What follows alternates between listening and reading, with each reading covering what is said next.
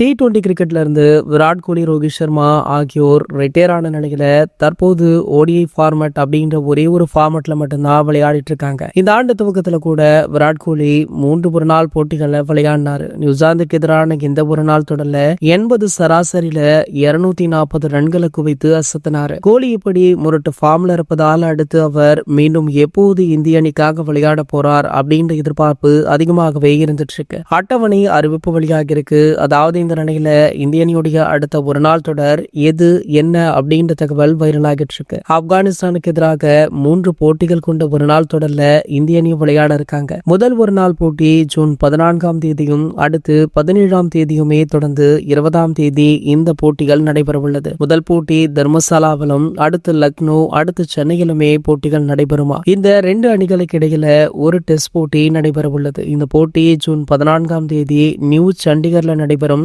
உலக test championship தொடர்ல இந்த போட்டி சேர்க்கப்படாது. இதனால ஆப்கானிஸ்தான் அணிக்கு எதிராக இந்திய அணியில அதிக அளவுல புதுமுக வீரர்களுக்கு வாய்ப்பு கொடுக்கலாம் அப்படின்னு முடிவு பண்ணிருக்காங்களா. இந்த நிலையில பாத்தீங்கன்னா இந்தியா ஆப்கானிஸ்தான் மோதவுள்ள ODI போட்டிகளுக்கான 15 பேர் கொண்ட வீரர்கள் பட்டியல் இன்னும் ஒரு வாரத்துல BCCI அதிகாரப்பூர்வமாக வெளியிட இருக்காங்க. இந்த போட்டிகளுக்கு முன்னாடி IPL மற்றும் தற்போது T20 உலகக்கோப்பை போட்டி நடைபெற்று வருவதால இந்த அறிவிப்பை அடுத்த வாரம் வெளியிட உள்ளதாக சொல்லப்படுது. இது போன்ற கிரிக்கெட் செய்திகளை பத்தி நீங்க உடனே தெரிஞ்சுக்க நம்மளுடைய சேனலை மறக்காம சப்ஸ்கிரைப் பண்ணிக்கோங்க.